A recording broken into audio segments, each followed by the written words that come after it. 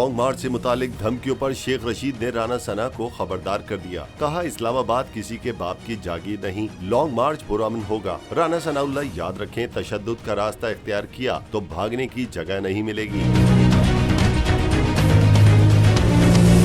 लाहौर में मीडिया से गुफ्तगू करते हुए साबिक वजीर दाखिला ने कहा कि ये हुकूमत चोर है, असल फसाद मुल्क में यही चाहते हैं। 13 पार्टियां भी अकेले कप्तान का मुकाबला नहीं कर सकती। इमरान खान पुरअमन तौर पर निकलेगा, उसने कभी खून नहीं बहाया।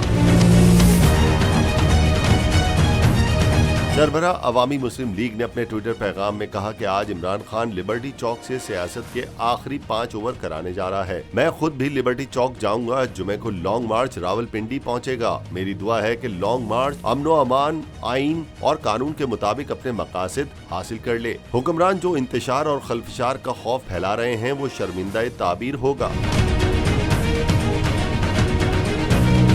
मैं आज आपके सामने लॉन्ग मार्च का ऐलान कर रहा हूं। जुमे को मैं लीड करूंगा उसको।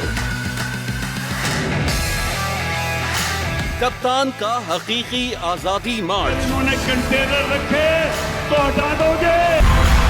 दिन हो या रात, बोल न्यूज 24 घंटे रहेगा साथ। सबसे बड़ी टीम, सबसे मोतबर पैनलिस्ट के साथ, सबसे बड़ी कवरेज। देखिए पाकिस्तान की सबसे बड़ी नशरियात सिर्फ बोल न्यूज पर। सबसे बड़ी कवरेज, सबसे बड़े पैनलिस्ट। हमने तो बड़ी PMLN के वार सहे, वो भी बिला वजह। सबसे ज्यादा रिपोर्टर्स। इलेक्शन कमीशन की जानिब से कोई इंतजाम इतने अच्छे तरीके से नहीं किए गए।